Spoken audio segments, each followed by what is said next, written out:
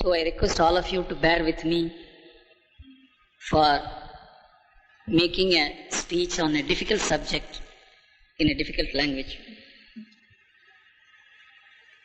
We are all not ordinary members of Indian nation. We are all very chosen people. We have come here on a mission. We are part of a very large national mission. And the kind of work which the Swadeshi Jagran Manch is doing is capable of being done only by an organization like Swadeshi Jagran Manch. It cannot be done by a political party. It cannot be done by even social organizations. It cannot be done by even a government. So in that sense, we have a mission and we are part of that mission. Here the most critical aspect of anyone who undertakes a mission is to understand the true nature of the work.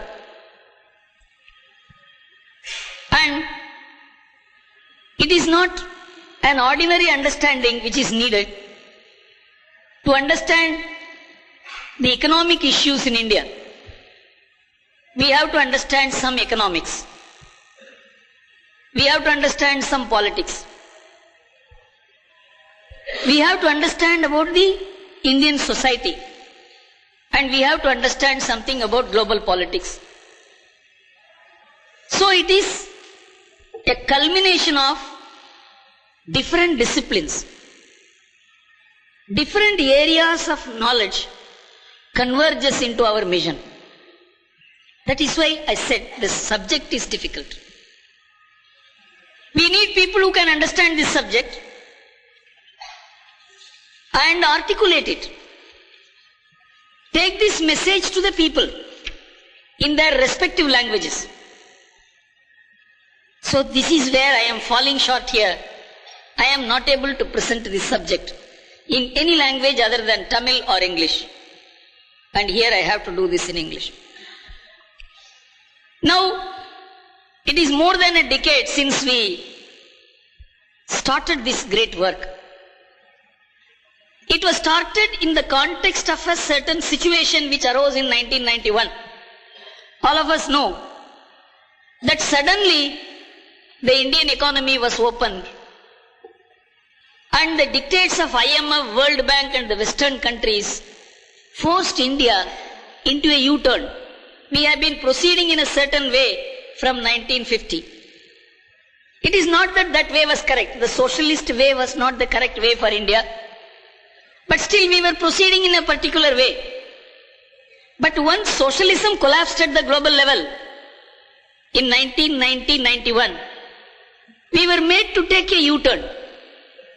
You can understand if you are going in a motorcycle and if you have to take a sudden U-turn, how risky it is.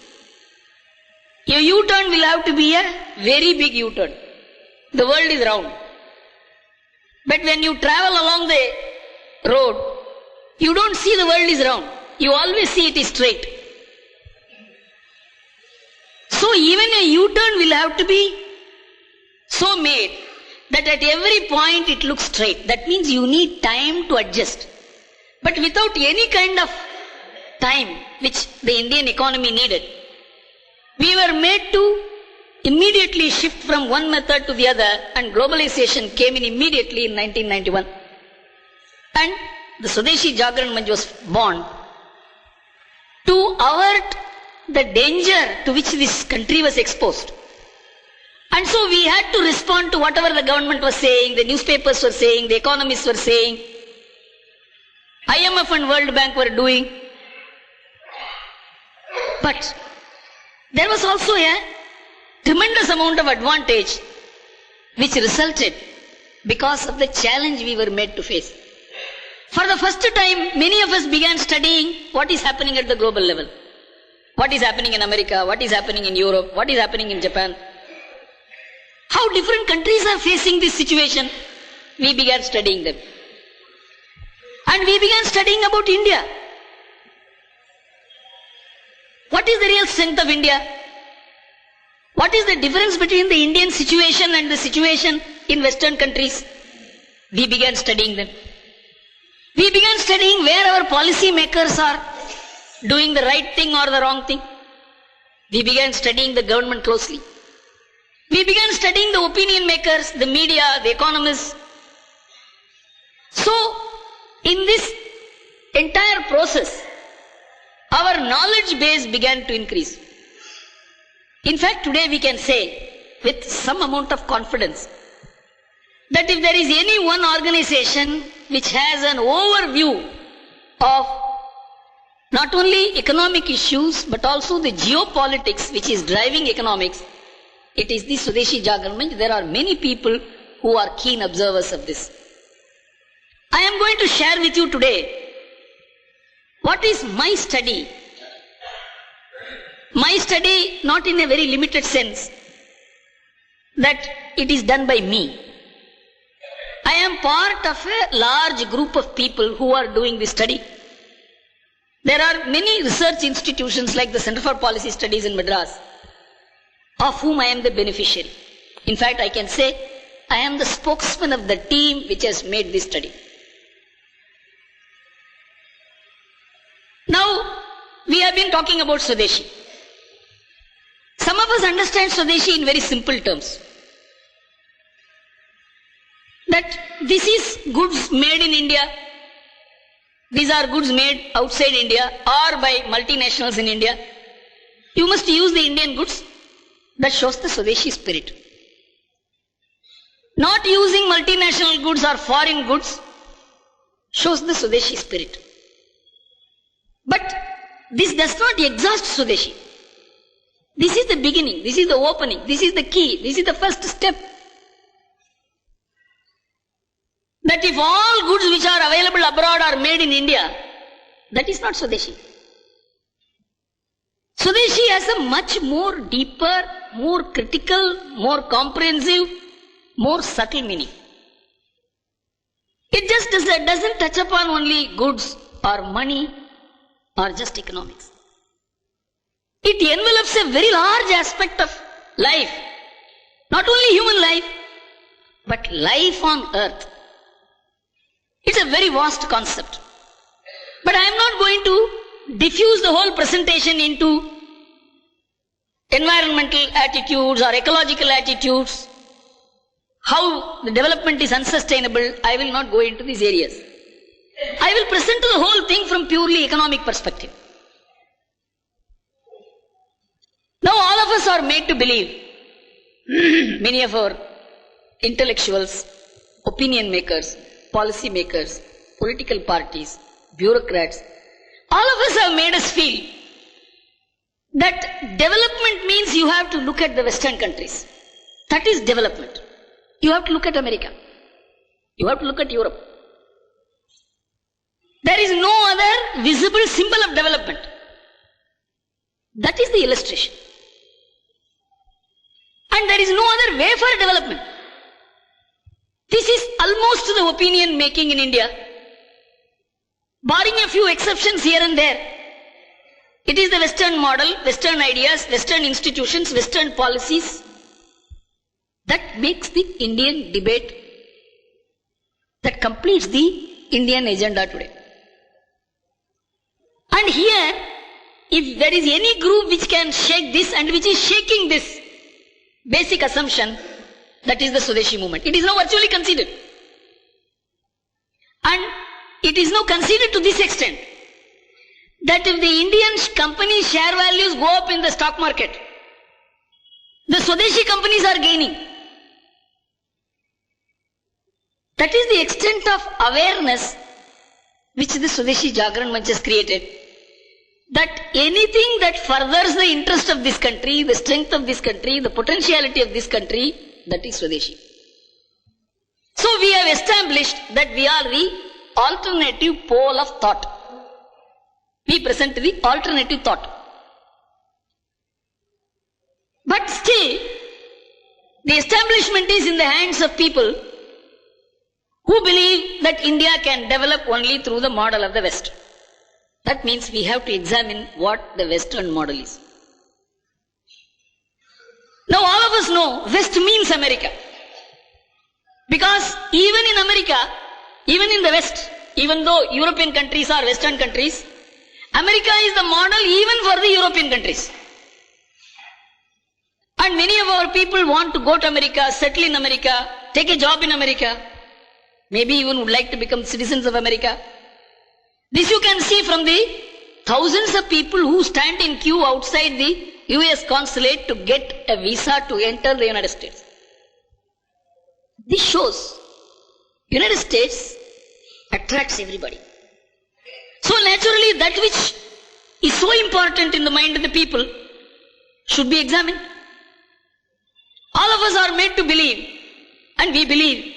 Not only we believe, we also sometimes talk. America is the most powerful economy in the world.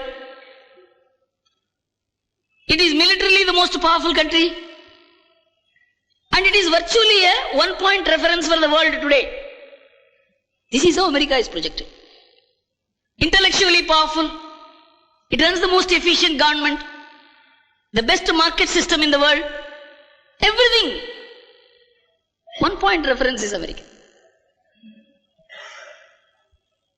This blind imitation of America is now guiding the world. In fact, globalization is very nearly equivalent to Americanization. That is why we have to understand this American myth. How many of us know? And when I am saying us, it is not only people here. How many experts in this country know? How many bureaucrats know? How many journalists know? How many politicians know? America is not the richest country in the world. It is the most borrowed nation in the world. The amount of borrowing which America has made, if you total that borrowing and keep it on the one side, and the borrowings of all other nations are added and kept on the other side, the amount of money America has borrowed is at least 20 times more than the amount of money all other nations have borrowed.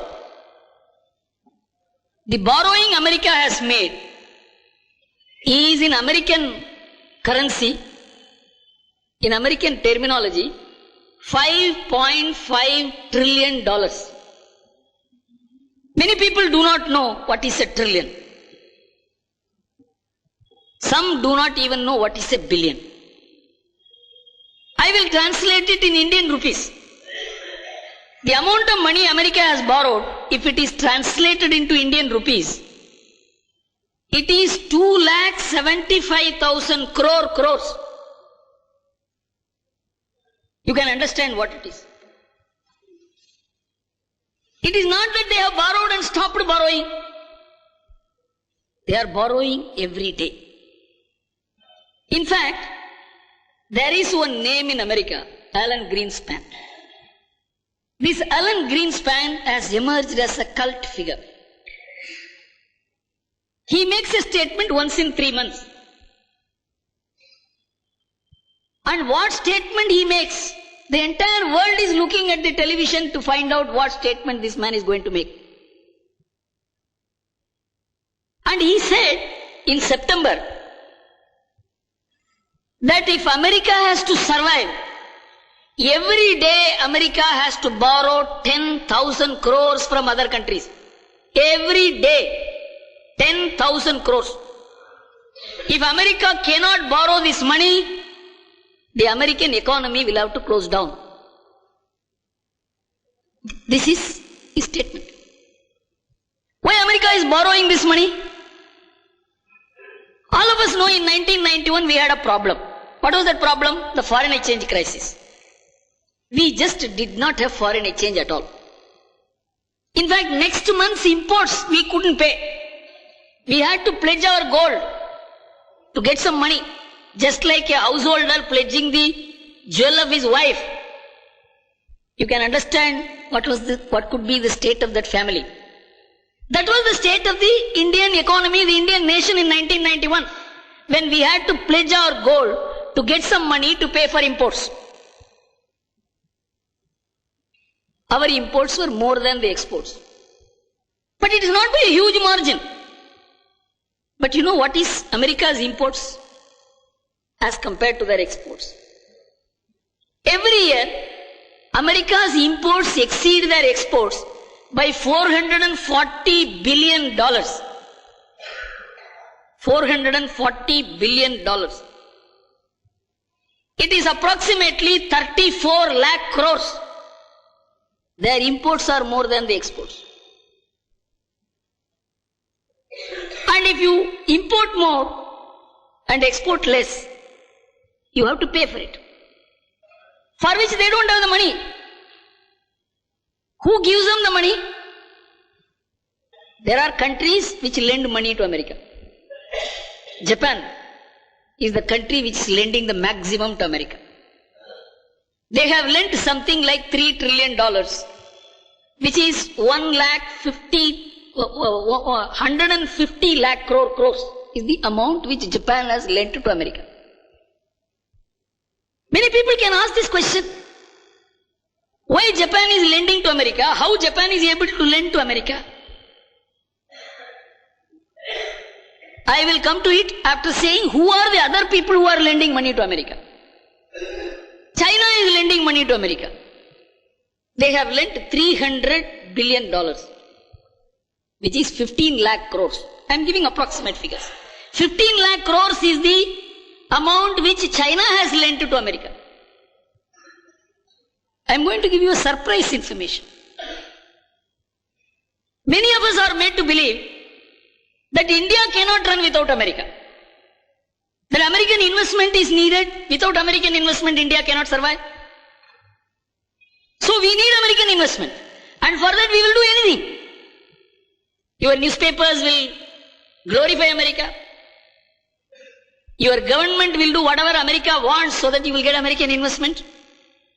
From 1991 to 2001, if you total all the investments that have come from America, it is $15 billion. $15 billion. Approximately 45,000 crores. You can take it. But you know what is the amount of money India has lent to America? India lending to America? We can't believe. India has lent to America $65 billion today, if you take the balance. In today's balance sheet, every day it is increasing. But today, India has lent to America $65 billion. Approximately, you can say it is equal to 3,25,000 crores. India has lent to America. Ministers in India are not aware of this. Most newspapers do not know about it. Many economists, business people do not know about it. I have addressed corporate meetings, captains. When I told them this, they were stunned. Because they do not know. When you say your foreign exchange reserve has gone up to $70 billion, you don't keep the foreign exchange in lock and key. You invest in American securities. It is like you are purchasing Government of India bonds. When you purchase Government of India bonds, it is an asset for you, it is a property for you, it is an investment for you. But for the Government of India, it is a loan. The government has borrowed money from you. Likewise, when India invests in American bonds, it is an investment for India. But for America, it is a liability, it is a loan. How many people know that India has invested in America 4 times the amount America has invested in India? Not only that, the American investment in India is in the form of factories, in the form of buildings. But India's investment in America is money spent and gone. How money is spent? All of us know that we save money. Every year the Indian families save about 3.5 lakh crores. 3.5 lakh crores is the money saved by the Indian families. And this money you deposit in banks. It is in PF. It is in some deposit somewhere, or you may buy shares. So this money goes to the banks, this money goes to government, this money goes to the companies. And when the government wants to borrow money, it borrows money from the PF fund, it borrows money from the bank. And you know, our government is run on borrowing. Our government borrows approximately 150,000 crores a year. 1,50,000 crores the government borrows. It is able to borrow money because the people save, deposit it in banks, and so the government is able to borrow money. This is not the case in America. In America there is no savings at all. Why there is no savings? There is no family. If there is no family, there will be no savings. Why there is no family in America? There is no family in America because there is enormous cultural degeneration in America which has taken place in the last 50 years. And to what extent? 1/3 of the pregnant women are school-going children, unwed school-going children. 1/3 of the pregnants. There are creches attached to schools, so that the girls who are 10 or 12 or 11 who carry their babies in their arms can deposit the babies in the creches and attend school. 1/3 of the pregnants. 49% of the children born in America are single parent children. They live with the father or the mother, but not the father and the mother together. And not only that, most of them do not know the name of their father. This is the extent of collapse in the family. With the result, there is no family at all.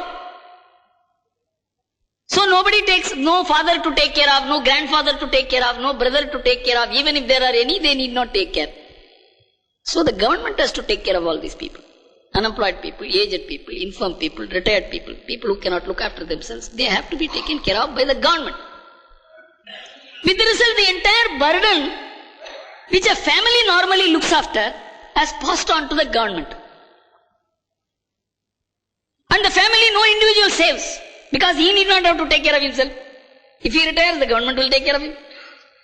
He need not have to take care of his son, because unemployed insurance, the son will get unemployment loan. The son need not have to take care of the father will be taken care of by the government. Nobody saves. With the result, you know the extent. It is not only they do not save. The Americans borrow money and spend. American families, individuals. The total American family borrowing through credit card is $1.75 trillion from American banks. $1.75 trillion. $1.75 trillion means 87.5 lakh crores is the amount which the American people have borrowed from the American banking system. Instead of depositing money into the bank, they borrow money from the bank. Where will the bank lend money from? So the banks borrow money in China, in America, in Japan, in India, in Taiwan, in Korea, in Malaysia, in Indonesia. Everywhere the American banks borrow money to lend to their own people. Why should these countries lend money? Take for instance Japan. Japan has lent so much money to America. Why? Because Japanese economy is based on their exports. Japan exports to America more than America exports to Japan. Japan exports a net surplus of $120 billion. America will not import unless America has money. Somebody has to lend money to America for America to import. And unless America imports, Japanese industries will close down. So Japan lends money to America and asks America to buy its goods. It is like a shopkeeper. He doesn't have people who will buy the goods. So he calls people on the road and tells them, I will give you money, you buy goods from me. This is like the shopkeeper lending. You must understand the horrendous picture that emerges in the world. Why is this picture emerging? This is where the idea of Swadeshi will emerge in your mind. How is it that Japan is able to lend 150 lakh crores to America? Very simple. The Japanese people save. Why America borrows? Because the Americans do not save. Not only they do not save, the Americans also borrow. Why Japanese save? Because there is a family system in Japan. And in the last 10 years, Japanese economy has been coming down. And American economists, even many Japanese economists, World Bank, IMF, all of them began telling Japan, your economy is coming down because your people are not spending, they are saving. Unless your people spend money, Japanese economy cannot grow. So you must make your people spend money. This is what the advice economists gave, World Bank gave, IMF gave, even Japanese economists also gave this advice. So the Japanese government began asking the people to spend money. They were not spending money. So they were giving an interest rate of 5% on deposits. They said if you cut the interest rates, then people will naturally not have the incentive to save. They will begin spending. So they cut the rate from 4 to 5%. The Japanese did not spend. Then they cut the rate from 4 to 3. Even then they did not spend. From 3 to 2, they did not spend. 3 to 1, they didn't spend. Then the Japanese government said, if you deposit money in banks, we won't give you interest. Even then they did not spend. Then they said, no. If you want to deposit money in bank, you should not only give deposit, you should also give us a fees to keep your money. Even then they did not spend. It is because of a strong family life. Where there is family, there will be savings. A saving economy will only grow slow. This is the modern economic view. So you must make the people spend. American economy grows fast. It becomes a super economy. Why? People spend. But there is a limit to spending. Somebody must give you loan for you to keep on spending. Now in America this question has arisen. How long the world will continue to lend us money? This question has arisen in America. That is the statement which Alan Greenspan made. That a time has come when the world is not going to lend money to America because the faith in America is going down for two reasons. One, everybody thought America is a stable, mighty, military country. Nobody can shake America. The September 11 attack has completely shaken that. If America is afraid of terror, it is not because just loss of lives. They also know one more terror attack in America means people who have invested money in America will pull their money out. That will be the end of the American economy. Once this process reverses, there is no America. America is not saving. Americans are not saving because there is no family. In India, we save 3.5 lakh crores a year. 350,000 crores a year, I told you. It is because of a family system. In America, the economy is consumption driven. In fact, I was in Los Angeles. One of my American friends, he's a doctor, he's a Catholic, very firm believer. He told me, Mr. Gurumurthy, you look at our damn country. This country runs only because of retail stores. If the retail stores are closed for 1 week, our people will not know what to do. They survive only by buying and by borrowing and buying. This has become some kind of an obsession with America. You know, in every country there is something called investor confidence. Investor confidence index will be there in India, in Japan, in Germany, in France, Italy. In America, what drives the American economy is not the investor confidence, but the consumer confidence. Whether the consumer is confident to buy more. If the consumer is confident to buy more, then the American economy will grow. You will be amazed to know that in 1992, when we were in such deep crisis, one Dr. Jagdish Bhagwati, born in India, but he is one of the top economists recognized in America. He is the guru of Paul Krugman. Any day he will get a Nobel Prize. He was one of the economists who assisted the formulation of the WTO agreement. The government of India brought him and sought his advice. Please tell us, we are in a mess. How can the Indian economy be stabilized? How can we begin growing?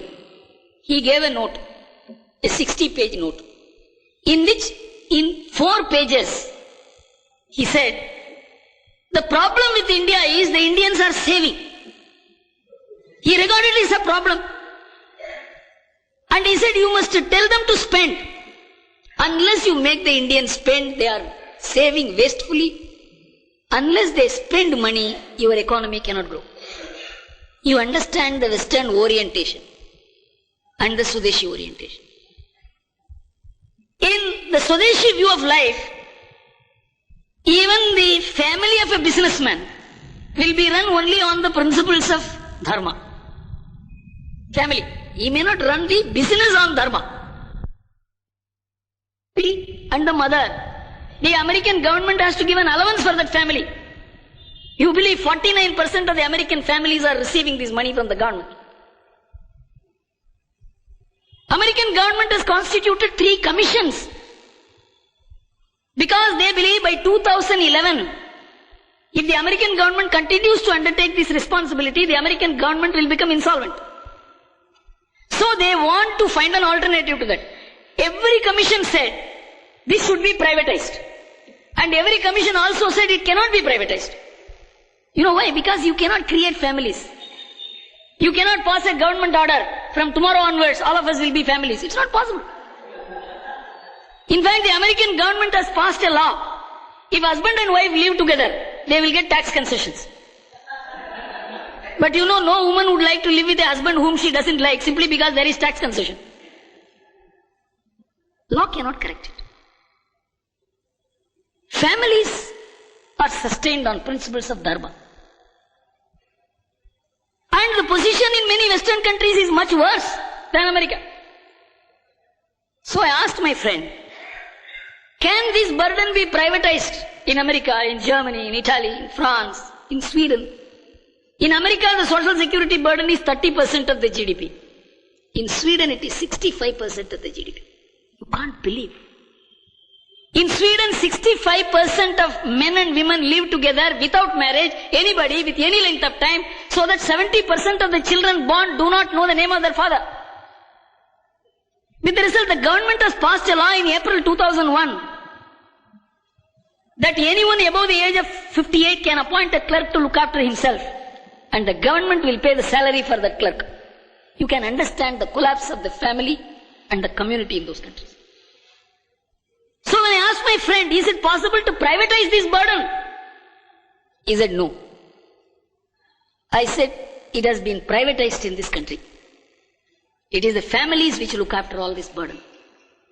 If all Indians decide to disown their parents, grandparents, widowed sisters, unemployed brothers, unemployed sons, and ask the government to take care of them like Americans, the entire budget of the government of India will not be sufficient to provide 2 square miles for 60 crore people.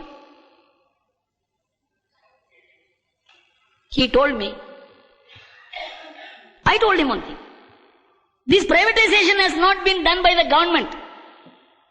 This is done by our culture, by our tradition, by the dharmic way of life. Nobody thinks his parents or grandparents or brothers or sisters is an economic burden. See the bhava, the difference in attitudes. You can't create it. But as Francis Fukuyama said, you can destroy it. You just announce tomorrow. Let Vajpayee ji stand up and announce that in this country, the condition of the old people is so poor. I will give 1,000 rupees pension per month to all people above the age of 60. Every family will pack the people above the age of 60 and send them to the government office. So the government can destroy the respect for the elderly people, can destroy the family's integrity by introducing money within the family. But it cannot recreate it. Swadeshi is founded on this. In fact, my friend told me when I explained this, Guru, if this one point, if it is articulated by the Indian intellectuals, Indian economists, Indian policymakers, Indian leaders, in the Western opinion-making bodies, the balance sheet of the government of India will be more bankable than the balance sheet of any Western country.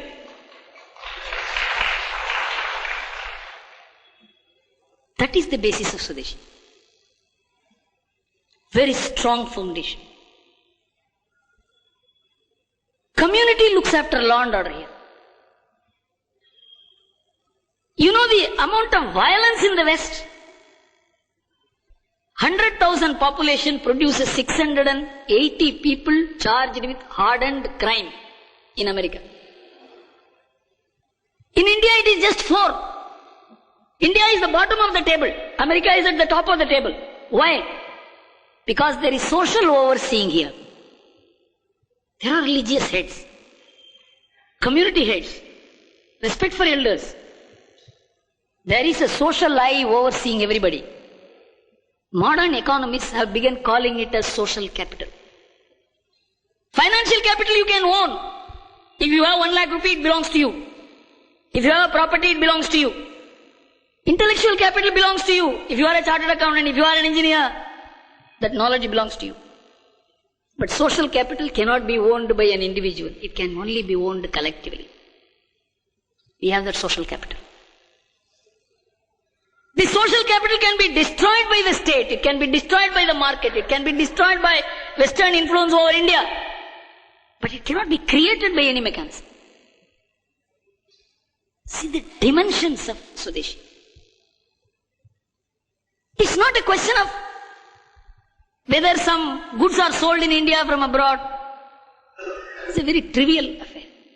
It's a much larger issue. This is the mission we are working for. I have given maybe incoherently a direction towards it. It's a massive concept. 1/6 of humanity cannot be run by market. It cannot be run by state. It cannot be run by policies. It has to run itself. And we have to tell the society this. We must tell this society, you are a great society, you are doing this. This society is being trivialized. It is being told you are useless. Just as our findings show, even in the field of economics, the Tirupur people who are exporting 5,000 crore worth knitwear garments never thought they were doing something great. Till we went and told them you are doing something great. Afterwards they felt they are doing something great. And the ministers in the government do not know. In fact, one minister asked me, you are talking about Tirupur. What are they doing? 5% of India's exports is being done by a small place. Boston University sends a team to study this. The government is not aware. The media is not aware. That is the strength of India.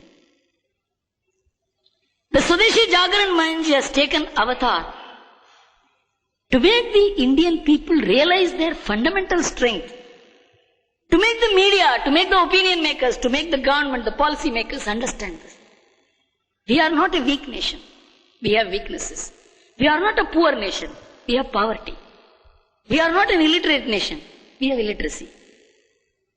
But don't make the brand of India poor.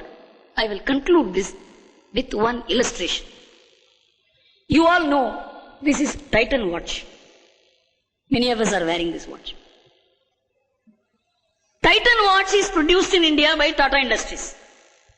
But when they conceived of Titan as a brand, they didn't think of it as an Indian brand. They wanted it to be a global brand. Because in the global area, if you see the watch market, Swiss watches occupy the topmost position. They are high-end watches. Some watches cost 10 lakh rupees. The Japanese cater to a lower-end market, 200 rupees, 300 rupees, 400 rupees, 500 rupees watches.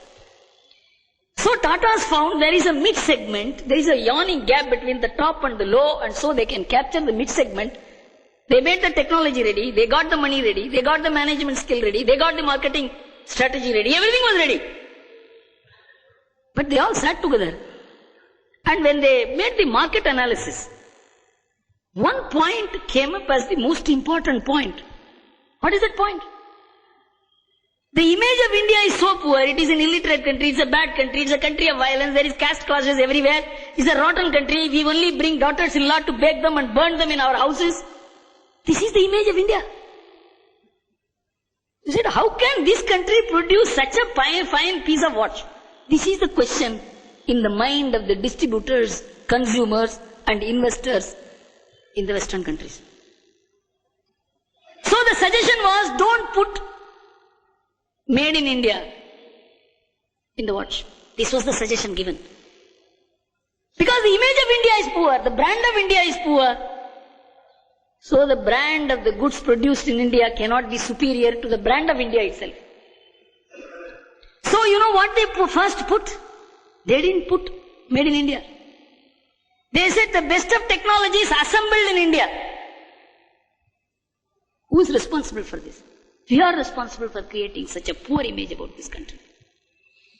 We have to transform this image. I plead everyone who appears on this platform not to say India is a poor country. It is a very rich country. It doesn't know how to distribute its richness. That's the problem of India. We have to change the brand of India. It's a multinational mission awaiting us. It cannot be done by government. The government is the most ignorant instrument in India because it is an Anglo-Saxon mechanism which has been brought to rule India and not to guide India. So we need to perform this great national mission. And I think all of us should undertake a study of the Indian society. In the last 10 years, what some of us have learned is something unbelievable which no library, no university in India can teach. And that is the mission which is in our hands. Thank you very much.